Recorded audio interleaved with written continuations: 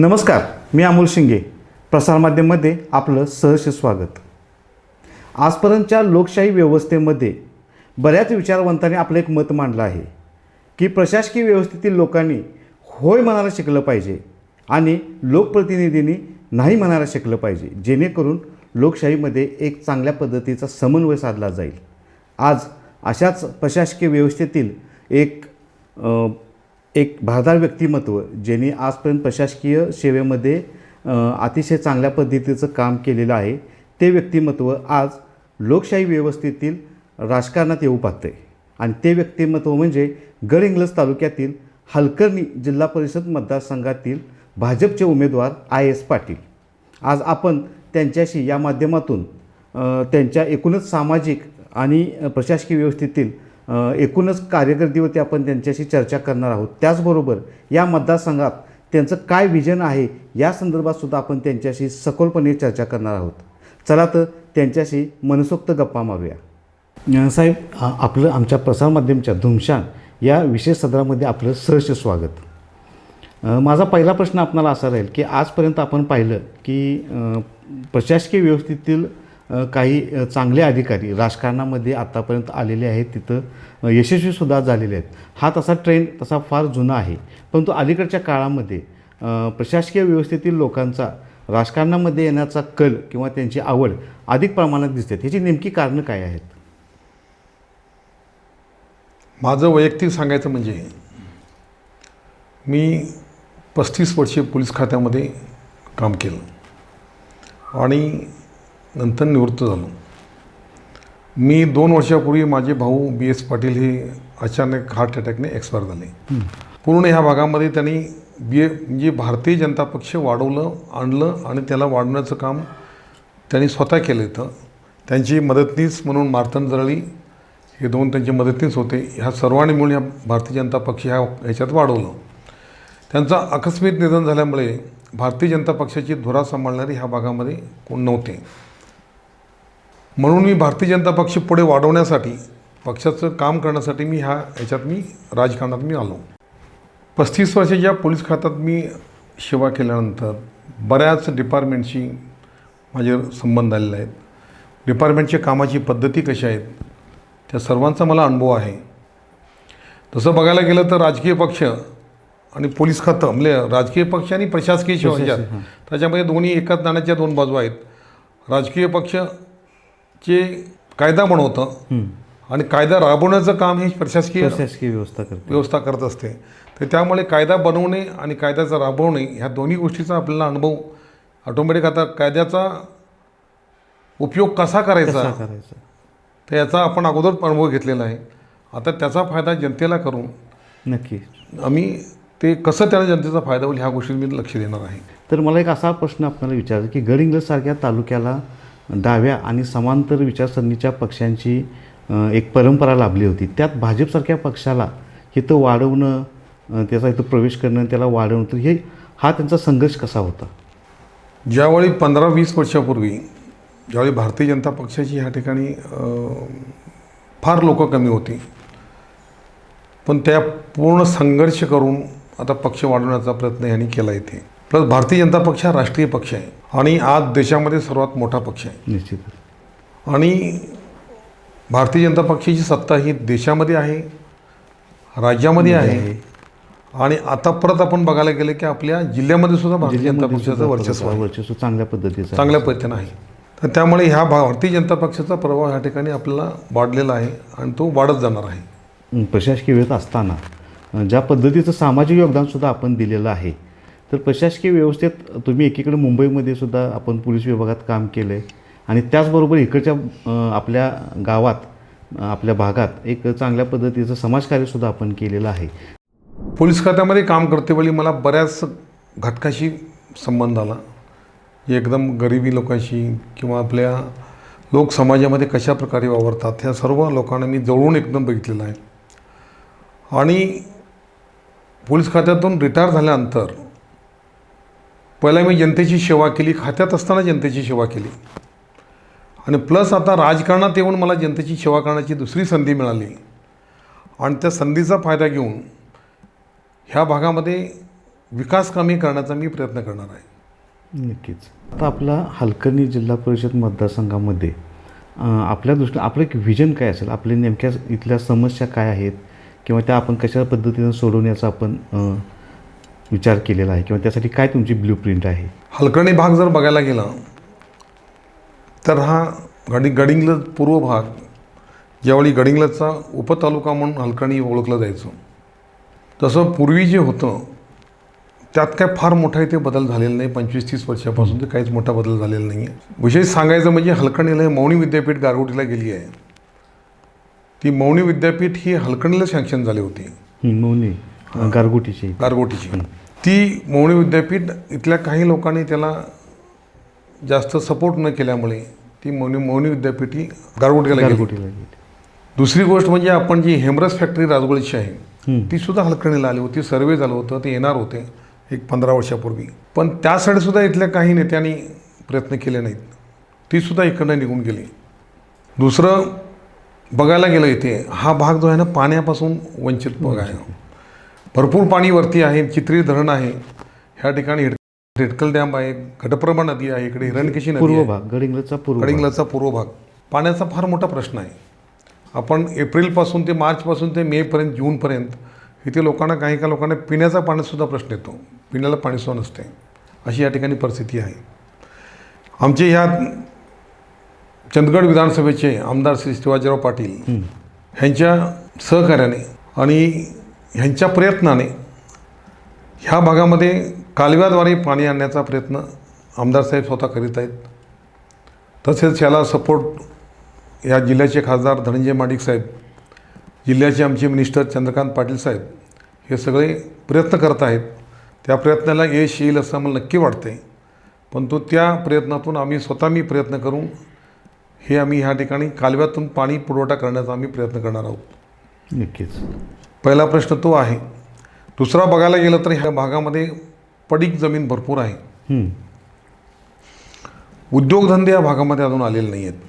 Industry आलेली नाही आहेत. आपण बघायला गेलो कर्नाटकचं बॉर्डर बाजूला आहे. हो, 1 किलोमीटरच्या अंतरावरती कर्नाटक बाजूला कर्नाटकची बॉर्डर आहे. खानापूर, हत्तरकी, यमकलमर्डी हा SEZ म्हणून डिक्लेअर केलेला आहे. ह्या बाजूच्या जिल्ह्यामध्ये, बाजूच्या राज्यामध्ये आपल्या 80 ते 90 कंपनी येत आहेत. म्हणजे आपल्या भागात काय येऊ नये, जेणेकरून आपल्याला ह्या भागाचे बेरोजगार लोकांना, आपले मुलं सुशिक्षित मुलं आहेत त्यांना बेरोजगार आहे, रोजगार म्हणून फिरतायत. दुसरी गोष्ट, लोकांना नोकरीसाठी हा भाग सोडून दुसरीकडे शोध फिरावं लागते. बेंगलोरला, पुण्याला, आजूबाजूला जावं लागते. तर त्यामुळे इथे इंडस्ट्री आणून ह्या आमचे मिनिस्टर साहेब आणि आमदार साहेबांच्या सहकार्याने ह्या भागामध्ये आम्ही उद्योगधंदे आणून हे सुशिक्षित बेरोजगारांचा प्रश्न सोडवण्याचा आम्ही प्रयत्न करणार आहोत. नक्कीच. दुसरं बघायला गेलं, शैक्षणिकदृष्ट्या बघायला गेलं की हायस्कूलनंतर ह्या ठिकाणी दुसरं कॉलेजेस नाही आहे मुलींसाठी, मुलांसाठी. ते कॉलेज नसल्याकारणाने काय होतं की मुलांना एकतर गडिंग्लजला जावं लागतं, नसेल तर बेळगावला जावं लागतं कर्नाटकामध्ये, आणि बऱ्याचशा शिक्षणाचा मोठा प्रश्न या ठिकाणी आहे. आज आपण बघायला गेलं की मुलींना आपलं भाग सोडून आई वडील कुठलेही बाहेर पाठवत नाही. त्यामुळे 10वी नंतर किंवा 12वी नंतर मुली पुढे शिक्षण घेतच नाहीत. फार कमी मुली अशा आहेत की बाहेर जाऊन शिक्षण घेतात. हलकर्णी भागामध्ये विशेष करून मुलींसाठी शैक्षणिक व्यवस्था नाही आहे. SSC पास झाल्यानंतर पुढचं शिक्षण घेण्यासाठी एकतर त्या गडिंग्लजला जावं लागतं किंवा बाहेरगावी जावं लागतं. आणि मुली असल्याकारणाने पालक वर्ग बाहेर पाठवायला इच्छुक नसतात. त्यामुळे मुली ह्या शिक्षणापासून वंचित राहतात. इथे ह्या भागामध्ये मुलींसाठी एक शैक्षणिक संस्था, खास मुलींसाठी शैक्षणिक कॉलेजेस किंवा उच्च शिक्षित कॉलेजेस ते काढलं तर मुली ज्या आता अशिक्षित राहिलेल्या आहेत किंवा शिक्षणापासून वंचित राहिलेल्या आहेत त्या मुलींना पूर्ण शिक्षण करता येईल आणि ते पुढे नोकरी, व्यवसाय असं करून ते स्वतःचा उदरनिर्वाह करू शकतात. त्यासाठी आम्ही महाविद्यालय काढण्याचा आम्ही प्रयत्न करणार आहोत. महाविद्यालय काढल्यानंतर आता हा भाग जो बघायला गेला तर तसा काय श्रीमंत भाग नाही आहे, गरीब भाग आहे. लोक सगळे शेती करणारे लोक आहेत, उद्योगधंदे नाही आहेत. शेती व्यवसायावरच त्यांचा उदरनिर्वाह आहे चाललेला असतो. जर बाहेरच्या जाण्याऐवजी जर इथेच जर मुलं शिकली तर त्यांचा जो शैक्षणिक खर्च जो आहे, तिथला राहण्याचा खर्च आहे, शिक्षणाचा खर्च आहे, वेळ, पैसा, हे सगळं बचत होऊन ह्या भागात हा विकास होऊन जाईल. ह्या लोकांतल्या इथला पैसा इथेच राहील आणि मुलींचं शिक्षणसुद्धा चांगलं होऊन जाईल. अशा प्रकारची व्यवस्था आम्ही या भागात करण्याचा आम्ही आमदार साहेबांच्या मदतीने, आमदार साहेबांच्या सहकार्याने आम्ही इथे करणार आहोत. स्किल डेव्हलपमेंटच्या बाबतीत कसं? स्किल डेव्हलपमेंट बघायला गेलं तर या ठिकाणी ITI कॉलेज किंवा इंजिनिअरिंग कॉलेज होणंसुद्धा आवश्यक आहे. मुलं ह्या ठिकाणी शिक्षण घेण्यासाठी पुणे, मुंबई, त्याच्यानंतर बेंगलोर ह्या ठिकाणी जावं लागतं. त्यातसुद्धा शैक्षणिक खर्च फार वाढतो आणि त्या शैक्षणिक खर्च जो इतका मोठा आहे तो कुठल्याही गरीब सर्वसामान्य माणसाला न परवडणार आहे. तर त्यामुळे त्यासाठीसुद्धा आम्ही प्रयत्न करणार आहोत. ह्याच भागामध्ये कुठेतरी हा व्यवस्था करून आम्ही यांच्या व्यवस्था जे प्रश्न आहेत ते आम्ही सोडण्याचा प्रयत्न करणार आहोत. नक्कीच. हलकर्णी भागामध्ये बघायला गेल्यानंतर 60 ते 65 हजार लोकसंख्या आहे. कारण की ह्याच्यामध्ये बघायला गेलं की एकही इथे मेडिकल सोयी नाही आहे. सार्वजनिक गव्हर्मेंट हॉस्पिटलमध्ये जागा भरपूर आहे. भरपूर असताना या ठिकाणी मेडिकलची सोयच नाही आहेत. इथे काही एखाद्या माणसाला आजारी पडला तर एक तर गडिंग्लजला पळा, बेळगावला पळा, संकेश्वरला पळा, तिथंपर्यंत माणूस जाऊन टिकतो की नाही आहे. इथे आम्ही उपजिल्हा रुग्णालय करण्याचा आमचा प्रयोजन आहे. हलकर्णीमध्ये उपजिल्हा रुग्णालय करण्यासाठी मुबलक जागा आहे आपल्याकडे. आणि अशी असताना मी त्यासाठी एक प्रयत्न करणार होतो. आम्ही इथे लोकांच्या वैद्यकीय सोयीसाठी एक उपजिल्हा रुग्णालय या ठिकाणी करण्याचा आम्ही प्रयत्न करणार आहोत. नक्कीच. आता जसं तर आपण सांगितलं की ह्या पूर्व भागामध्ये पाण्याची खूप मोठी टंचाई, पिण्याची पण आहे, त्याचबरोबर शेतीसाठी लागणारसुद्धा पाण्याची खूप मोठी टंचाई दिसते. आता आम्ही येताना वगैरे पाहिलं तर बऱ्यापैकी पिकांची सध्याची परिस्थिती पाहिली तर कुठं पाणी अभावी, तर त्या कृषी संदर्भात काही धोरणं आहेत आपली? कृषी संदर्भात धोरणं अशी आहेत की एकतर गटप्रमाणे इथून जे पाणी उचला पिकअप करायचं आणि ते पिरणी धरणामध्ये डॅममध्ये टाकून द्यायचं. आणि किंवा आपल्या हिरण्यकेशी नदीचं पाणी आहे हरळीपासून, तिथून पिकअप करून नरवडी धरणात टाकून त्या ठिकाणी कालव्याद्वारे पाणी येण्याचं प्रयोजन ऑलरेडी आमदार साहेबांनी केलेलं आहे. शिवाजीराव पाटील साहेबांनी सगळं ऑलरेडी केलेलं आहे. आणि ते जर झालं की हा भाग पूर्ण नंदनवन होऊन जाईल. आणि त्यासाठी आम्ही सगळेच खासदार साहेब, आमदार साहेब आणि मी स्वतः आम्ही सगळ्यांनी मिळून आम्ही प्रयत्न करून ती यशस्वी करणार आहोत. नक्कीच. तसा हा भाग बघायला गेला ना तर पुणे बेंगलोर रोड जो आहे, पुणे बेंगलोर रोड इथून 2 किलोमीटर अंतरावरती आहे. तसं दळणवळणाच्या दृष्टीने एकदम सोयीस्कर आहे. सोयीस्कर असतं. दळणवळणाच्या दृष्टीने सोयीस्कर असूनसुद्धा ह्या भागाचा डेव्हलप जसं पाहिजे तसं झालेलं नाही आहे. आणि ह्या भागामध्ये शेतकऱ्यांचा जो माल आहे एकतर ऊस किंवा सोयाबीन ह्या दोन हे पिकतात. पण तो ऊसाला सुद्धा आपण ऊस इथे शेतकऱ्यांना घेऊन जाण्यासाठी 25-30 किलोमीटर अंतरावरती जावं लागतं. सोयाबीनसाठी तर इथे सोयाबीन प्रक्रियेसाठी इथे काहीच नाही आहे. तर त्यामुळे जो काय रेट असतो त्या रेटने विकायचं आणि आपल्या घरी बसायचं असं हे प्रकार या भागात आहे. म्हणून आम्ही एक असं प्रयोग आपण करण्याचा विचारत आहोत. आम्ही इथल्या जे सुशिक्षित बेकार आहेत नोकरीच करणं आवश्यकता नाही आहे. नोकरी करण्यापेक्षा आपण स्वतःचा उद्योग जर तयार केला करू शकतो तर आपण त्याच्या नोकरीच्या 100 पटीने आपण पैसे कमवू शकतो. त्या नोकरी स्वतः उद्योगधंदे करण्यासाठी ह्या भागात ऊसाचं मुबलक प्रमाणात ऊस मिळतो. ते गुऱ्हाळगृह जर तयार केले, गुऱ्हाळगृहासाठी शासनाचा सबसिडीसुद्धा आहे. त्यांचा जो उपयोग कसा करून जर ह्या भागातले जे बेरोजगार आहेत त्या लोकांचा गुऱ्हाळगृह तयार केले तर आपल्याला चांगल्या प्रकारे ह्या ठिकाणी त्याला भाव मिळू शकतो. नक्की. दळणवळणाची सोय असल्याकारणे इथून जो माल सांगली, मुंबई किंवा APMC बाजार market, APMC market Mumbai, Navi Mumbai ह्या ठिकाणी इझिली जाऊ शकतो. पण तीसुद्धा आम्ही कल्पना देणार आहोत. उद्योगधंदे आणण्याचा प्रयत्न करणार आहोत. पापड उद्योग आहे, बरेचसे उद्योग छोटे लघु उद्योग असे आहेत ते कोणाला माहीत नाहीत. पण आपण ह्या नोकरीपेक्षाही त्याच्यातसुद्धा आपण 10 पटी पैसे कमवू शकतो. पापड उद्योग आहे, सुया तयार करायचा आहे, त्याच्यानंतर बटणं तयार करायचे आहेत, धागा तयार करायचे आहेत. बरेचसे उद्योग असे आहेत जे आपण घरी बसून करू शकतो. नक्की. ते उद्योग ह्या प्रकारे कसं येता येईल, इथे रोजगार कसं लोकांना मिळता येईल, लोक स्वतः ह्या भागातले उद्योगपती कसं होऊ शकतात. का की दळणवळणाची सोय असल्याकारणे इझिली शक्य आहे. असं नाही की आपण दळणवळणाची सोय नाही आहे. रस्ते चांगले आहेत, राष्ट्रीय महामार्ग बाजूने जातो आहे. आता मला वाटतं आता जवळजवळ कोल्हापूर ते बेळगाव रेल्वेचा सर्वे झालेला आहे. पूर्ण रेल्वे आपल्या ह्याच्यावरती आपण 7/12वरती रेल्वेची नोंदी सुद्धा झालेली आहे. झालेली ना तसं राजपत्र मला वाटतं 1-2-4 वर्षामध्ये सुद्धा चांगलं आमच्या आमदार साहेबांनी आणि खासदार साहेबांनी प्रयत्न केलं तर 1-2-3 वर्षामध्ये होऊन जाईल. पण त्या अशा दळणवळणाच्या सोयीमुळे ह्या ठिकाणी आपण सोयाबीनच्या फॅक्टरी कोणी टाकू शकतात, सोयाबीनच्या प्रक्रिया करणारी इथे फॅक्टरी आणि येऊ शकते.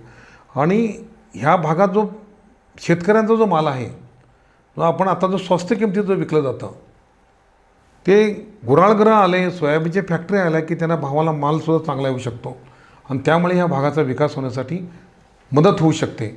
अशा प्रकारचा आमचे प्रयत्नसुद्धा आम्ही करणार आहोत. म्हणजे आपला मतदारसंघ हा गडहिंग्लज तालुक्याच्या पूर्व भागामध्ये येतो. तर या भागामध्ये सध्या पडीक जमिनींची खूप मोठी समस्या आहे. तर या पडीक जमिनींचा वापर करून घेण्यासाठी आपण एक प्रशासकीय अधिकारी म्हणून कशा पद्धतीनं पाहतात याच्याकडे? पोलीस खात्यामध्ये मी काम करते वेळी बऱ्याच वेळा मी इंडस्ट्रियल एरियामध्ये मी काम केलेलं आहे. तारापूर MIDC, तळोजा MIDC, आपलं इचलकरंजी अशा ठिकाणी काम केल्यामुळे बरेचसे उद्योगपती माझ्या ओळखीचे आहेत. आणि त्या उद्योगपतीचा ह्या भागामध्ये मी आणून त्यांना सर्वे करून गेलेले आहेत. ते सर्वे केलेले आहेत.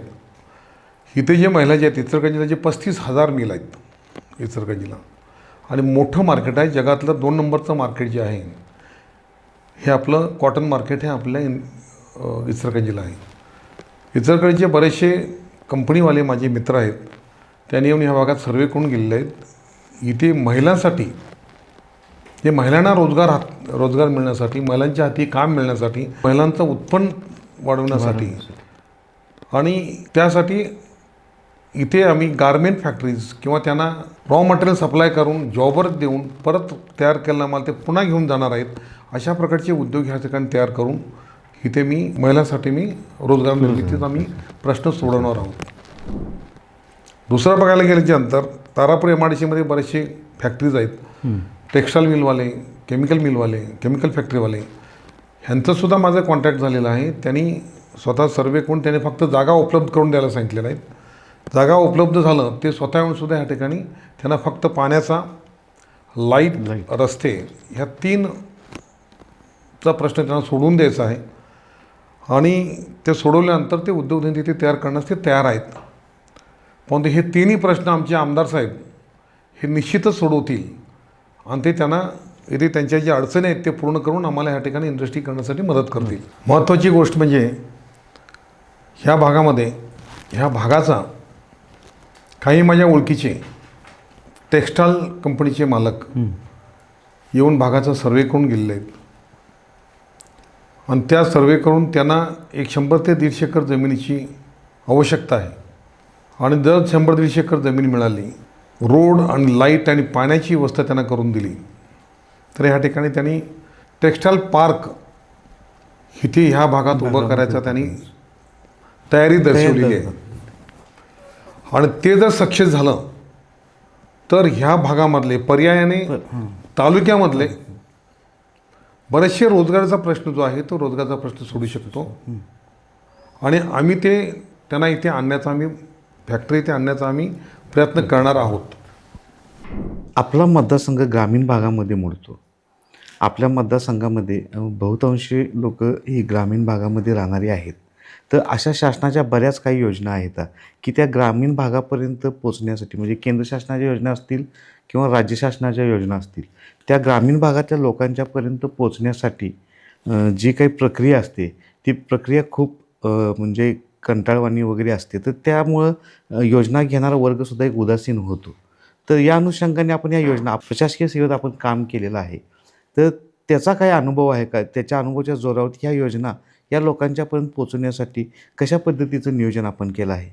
केंद्र शासनाच्या व राज्य शासनाच्या असंख्य योजना आहेत.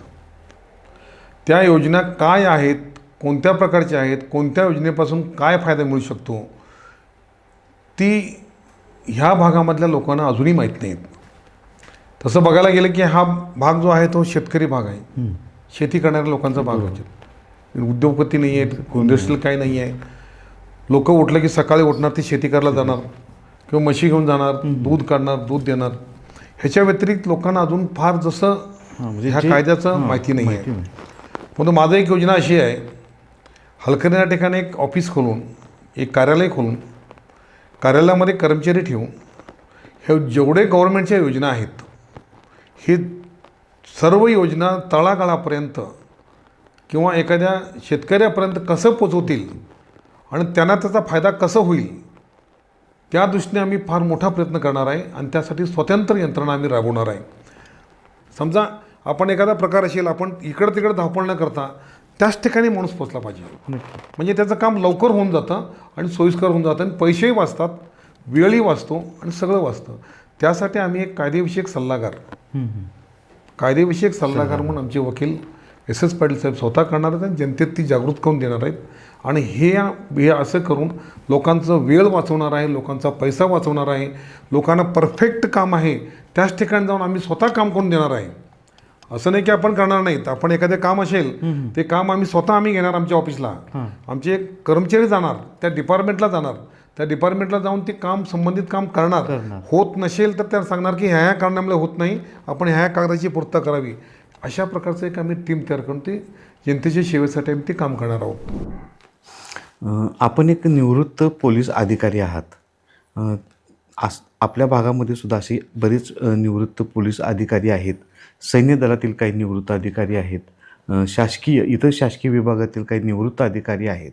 तर या सर्व निवृत्त अधिकाऱ्यांच्या अनुषंगाने किंवा त्यांना एक काहीतरी वेगळेपण देण्यासाठी असे काही आपल्याकडं काही नियोजन आहे का? त्यासाठी काही अशी वेगळी आपण काही रचना आपल्या मनामध्ये आहे का? तसं बघायला गेलं तर ह्या भागामध्ये 19 गाव आहेत. 19 गावामध्ये बरेच शासकीय अधिकारी आणि कर्मचारी रिटायर होऊन इकडे राहतात. त्यांना एकत्र जमवून चर्चा करण्यासाठी, बसण्यासाठी हक्काचं ठिकाण असं काहीच नाही आहे. तसं बघायला गेलं तर नागनूर, कुंभलाळ अशा ठिकाणी बरेच गुडचरणची जागा 100-150 एकर जागा आहे, किंवा बाकी गावठाणसुद्धा जागा बाकी इतर गावामध्ये गावठाण आहे. आम्ही प्रयत्न करून ह्या एखाद्या ठिकाणी सेंट्रल ठिकाणी ह्या सगळे एकत्र येऊन त्यांना चर्चा करण्यात यावं, त्यांना बसावं, एक दुसऱ्यांचे विचार मांडण्यात यावेत.